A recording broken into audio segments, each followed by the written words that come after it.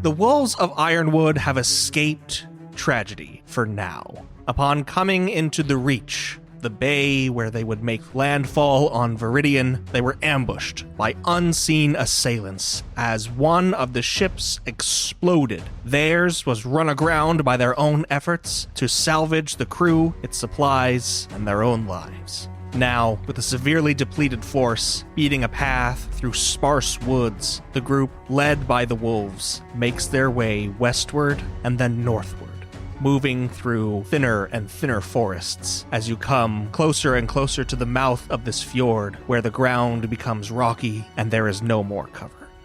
You don't know whether or not those who orchestrated this attack are still able to see you or have been following you. And truth be told, there's no way to find out, other than taking a step of faith, so to speak, outside the tree line and around the bend. The party is all on their mounts for the most part. The crew members of the ship, the Tidebreaker, and its captain, Areus, are all on foot, along with Iris, the party's handler, and Kai remains unconscious atop Sirocco's horse. This is not a feasible place to take shelter for an extended period of time, correct? No, it would have been better to take shelter right by the ship. There was more tree cover and whatnot. But also more gunfire. True. And animals on fire after the fact. But in theory, if the assailants have not followed us, going past this bend would lead to a larger expanse of the island. Yes, it would.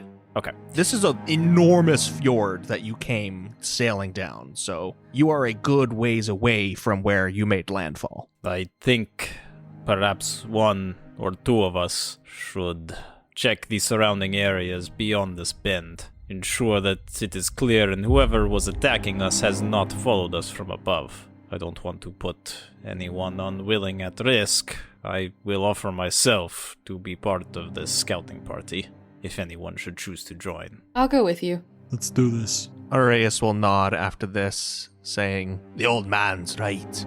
These are shit conditions, and we've wounded of our own.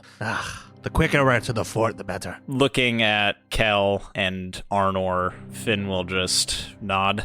Arnor, perhaps you can provide some initial cover with your shield from any potential attacks from above, and if we are not immediately beset upon, we can split into 3 different angles. If they are there at all, it will be better to not be together. Agreed? Fine with me. Arranging them, kind of Arnor on his mount at the front, trusting Arnor to use his equipment to his expertise and whatever advantage they need. He'll arrange them in a very tightly packed, kind of 3-pronged spear tip going out initially, and lead them around the bend. You step out of the safety of the tree line and onto the beach at the mouth of the fjord here. Moving down the coast a little ways, there's nothing. Just quiet wind and the squawking of seabirds as you work your way over this dark sand and over these jagged black rocks skirting around the edge of this cliff. You see then just another expanse of sheer cliff sides, and then much, much further down,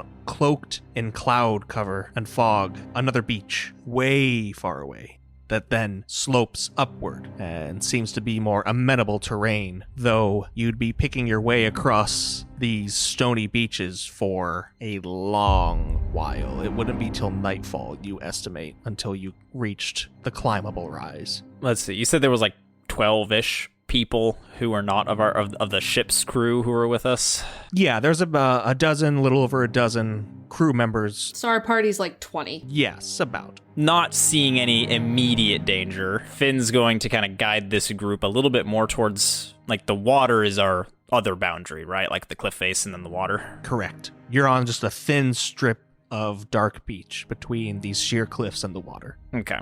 Kind of guiding us more towards the water. Finn is just trying to scour the top of this cliff, if it's even visible. Like, can he see up high enough to see where it would break and bend over? Oh, like you're stepping into the water to like look up at the cliff that you're right next to see the top? Yeah, like is there enough space, or like is the cliff not that high that he can see where it ends, or is it just straight up for so many feet that he can't even see where it ends? I mean, you can see where it ends, and it like juts in and out, and there's some trees growing on it, and the water coming down in uneven and jagged forms, but it is very high up. It would take just as many hours to climb. Right. Not with the intention to climb, but more trying to find figures. Then no, you don't see anything or anyone. All right.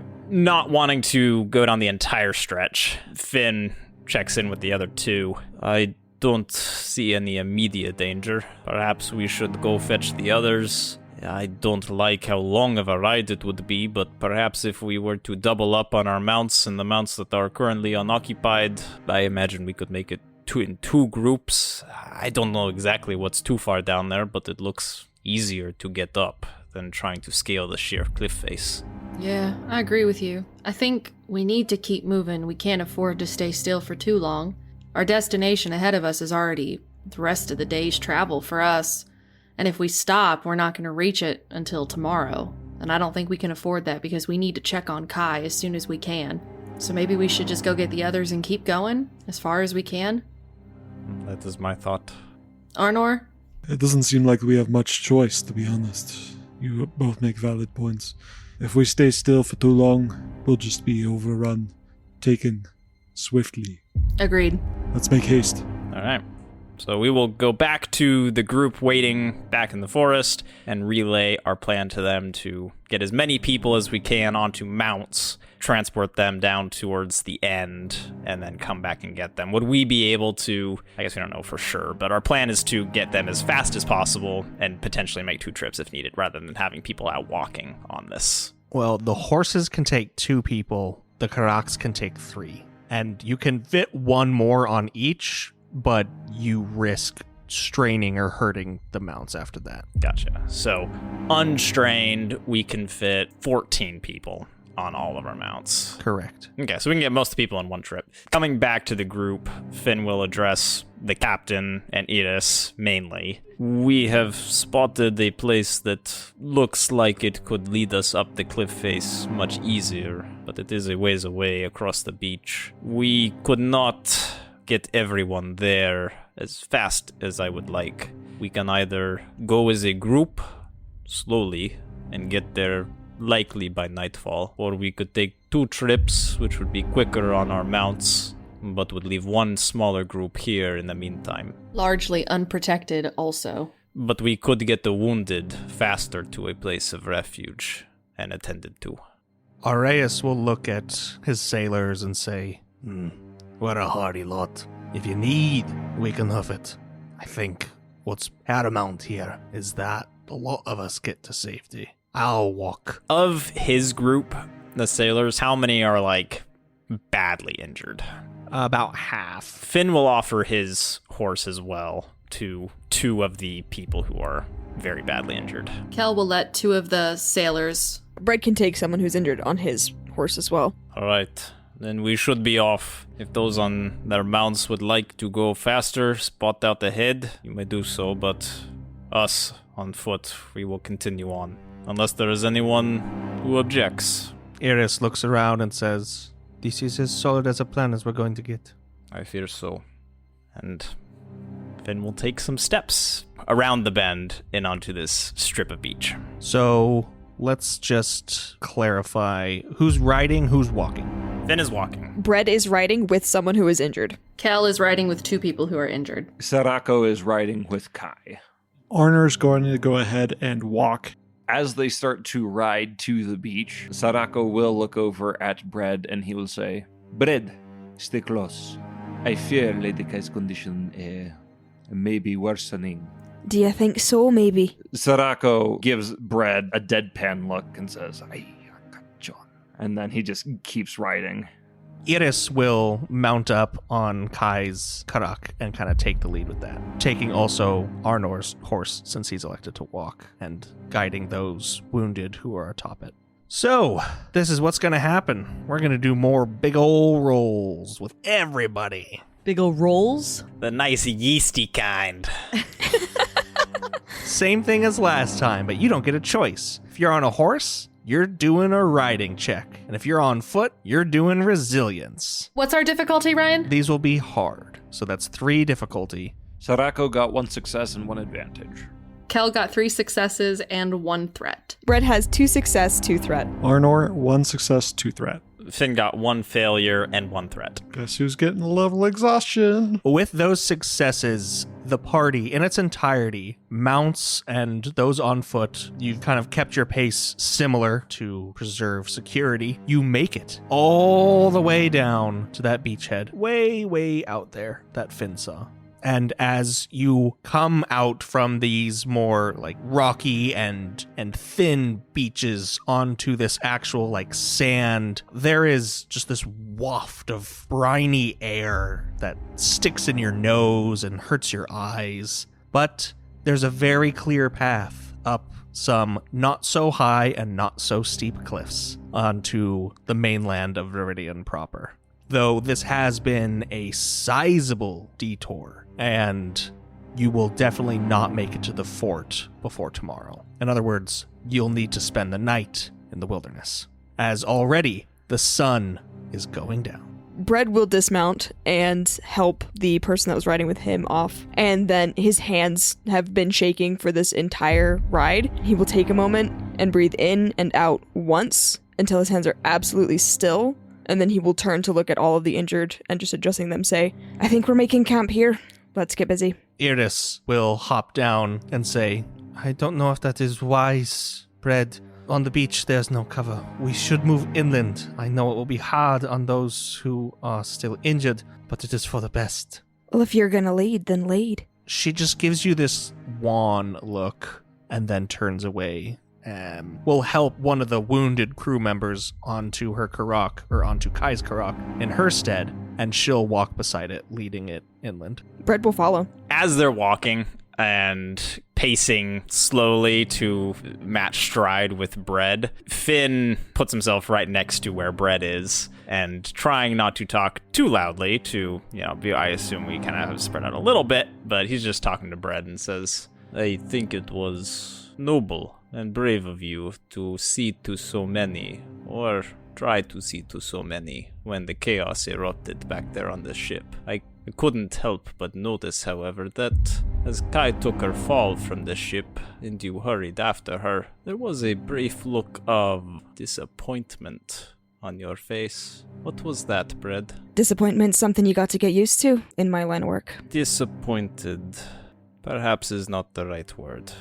More disappointed because she was still alive. There was an anxiousness in your movements that I recognize all too well. What do you seek here, Bread? Is it our demise? I'm not seeking our demise, but I suspect something is. When you say that you feel like something is seeking our demise, he just kind of looks off in the distance and nods slightly to himself. I have felt it too. I don't know what it is about you, Bread, but the moment that we met, you terrified me. You are the only one of us who has, in a way, brushed shoulders with Void, in a very personal sense. I know what it can do to individuals. It can corrupt them, change their minds. It seems you have gotten lucky, and were able to, shall I say, not necessarily use it, but become aware of it. If you feel anything more specifically, more detailed about this thing that wishes our demise, I would ask you to share it with me. You do not have to, but it would be meaningful to me. At the mention of, Void changing people, a just sort of, grim smile crosses Bread's face. And then at this continued conversation, this is the longest that Finn has ever spoken to Bread. And he does, I think, genuinely seem sincere to Bread. What is your interest in it? Just kind of shrugging. I seek answers to questions I do not think there are answers to, except where there is nothing, where the very essence of nothingness and everything lies. It's hard to explain, but I do have my reasons. No, I understand them.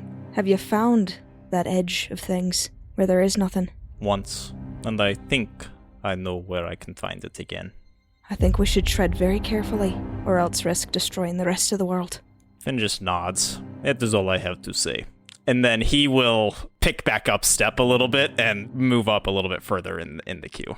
Bread will contemplate what he said. Moving inland for hours now. The light is gone.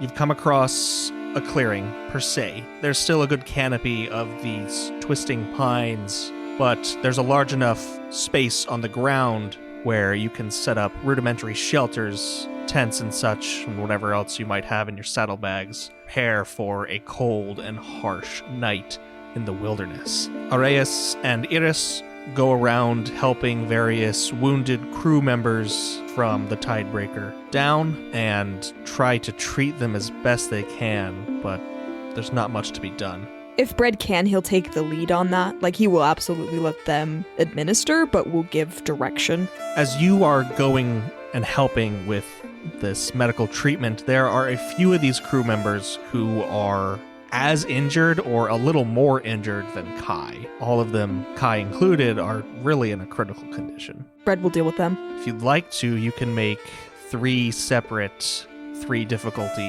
medicine checks on these crew members. 3 difficulty? Yes. Here's crew member number 1. 3 success, 2 threat, 2 triumph. With that roll, this first crew member who is nigh on the verge of death, you wrench them back, and you're able to help them, stabilize them, and move on to the next. I think for Bread, this comes out of a sheer force of will. Like, you do not get to die, because I can't have one more soul on my hands. So he's a little aggressive in his healing at the moment. Okay, here's crew member number 2. 1 threat. That crew member, under your care, passes away. Their wounds too great, the blood loss too dire. And as Iris just has to pull you away, there's nothing we can do. There has to be something. He's dead. Move on. Yes, ma'am. There are others that need you. Kai still needs you. He will just give her a deathly glare. Move on to the next. Roll 3. 2 failure, 2 advantage. You are also unable to staunch the bleeding here, and that crew member dies, gasping, choking on their own blood before just rolling onto their side, falling still. You hear Arias beside you just curse under his breath and then stand, giving a little sign on his chest. I'm trying. Bread, as you approach Kai, you see Sarako right next to her with 2 fingers right on the neck, checking for a pulse. And as he sees you approach, he looks at you, dead in the eyes, and he just says, "She's gone." Is there any reaction from Bread? There's devastation there. I think that it is very clearly like an existential devastation, and not like I'm sad that Kai is gone, but like I cannot bear another person dying on my watch kind of thing.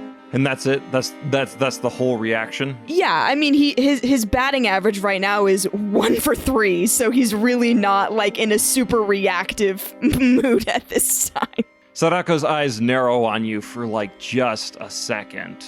And then he says, "Oh, no. My mistake. This is why I am not a doctor."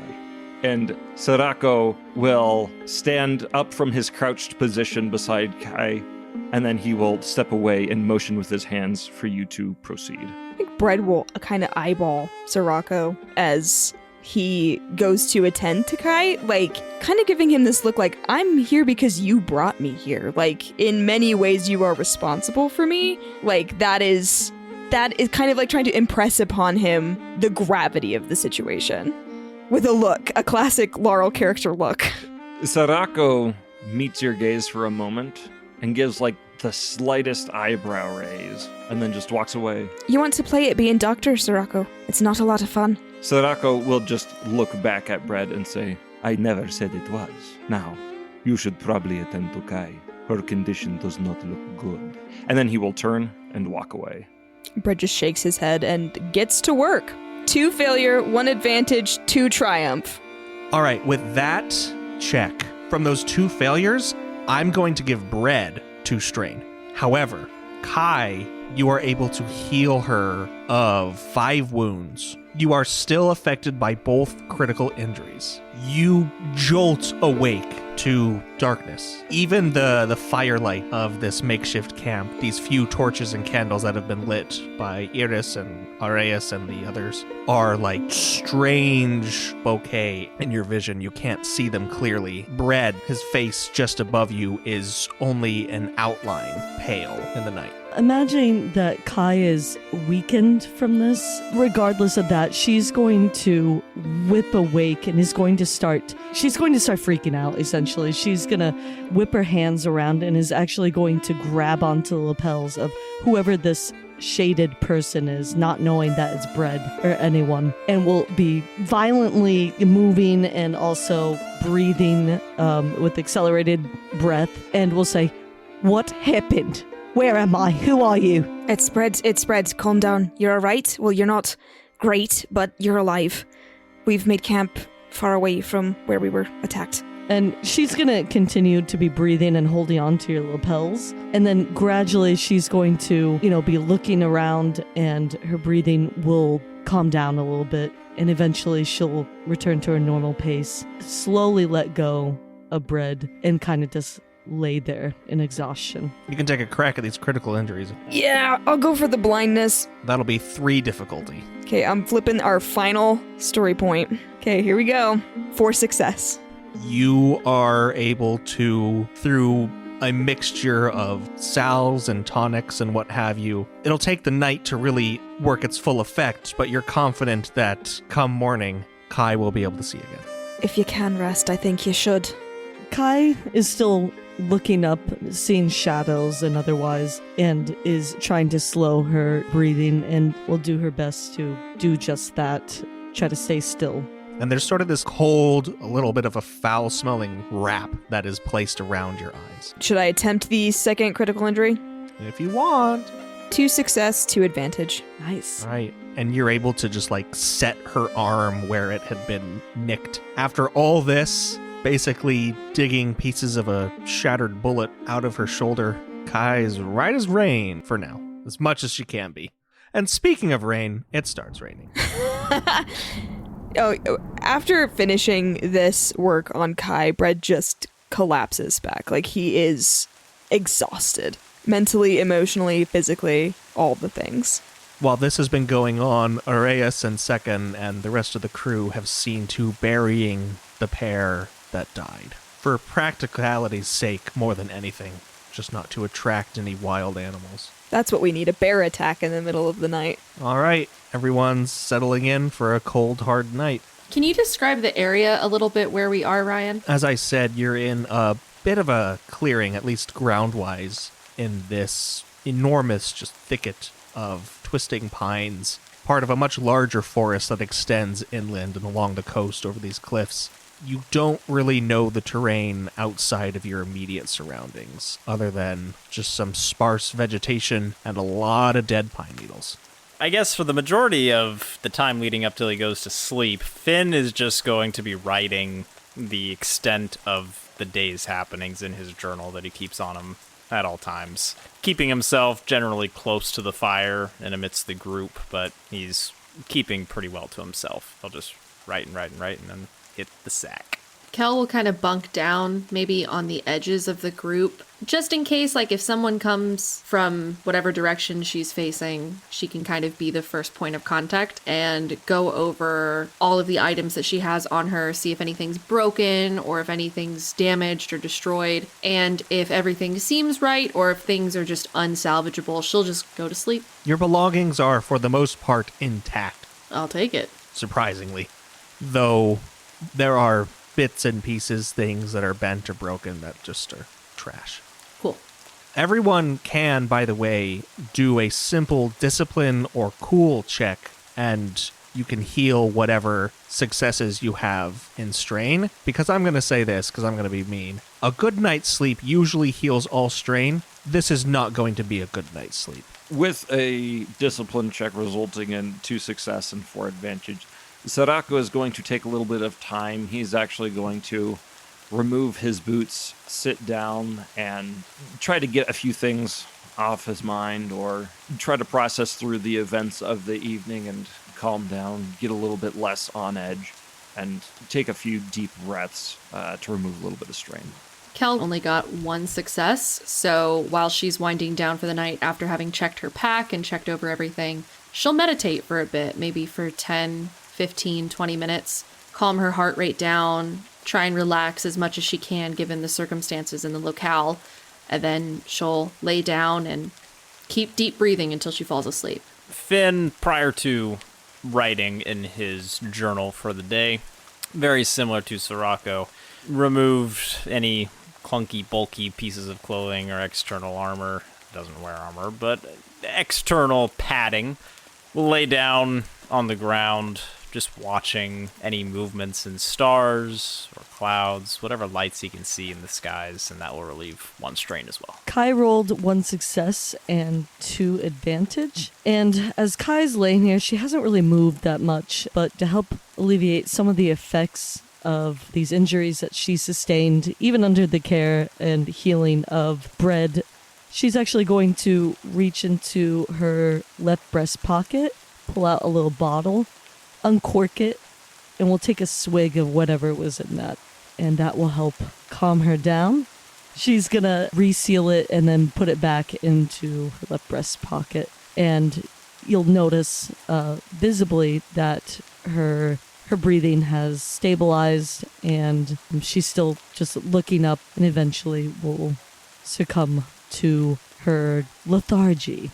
Arnor got 1 success and 2 advantage, and in a similar fashion to Kel, he's actually going to use a technique that Kel herself taught him to help center himself and meditate to bring the calm before he realizes he is not really needed in any other capacity and is going to go to sleep. Bread rolled 3 advantage. I think this takes the form of him, like, falling asleep, sitting up where he collapsed next to Kai. Just, like, hands bloody still. Like, he did not clean himself up at all. Just maybe 30 minutes is fully asleep, sitting up, and then he wakes up in that position and on autopilot starts attempting to clean himself up as best he can in this camp. If he has to go down to the water by himself, he will just wander away to do that. He does not have a restful night at all. As Bread has made his way down to the water, clean himself off, you do hear some soft footsteps coming up behind you, and you hear Sarako's voice, and he says, "Bread, What do you want? I wish to apologize. The events of today have left us all on edge, and I thought I saw something suspicious when you were looking after Kai as she fell off the boat. And, well, I see now that my suspicions were wrong, and I should not have doubted you.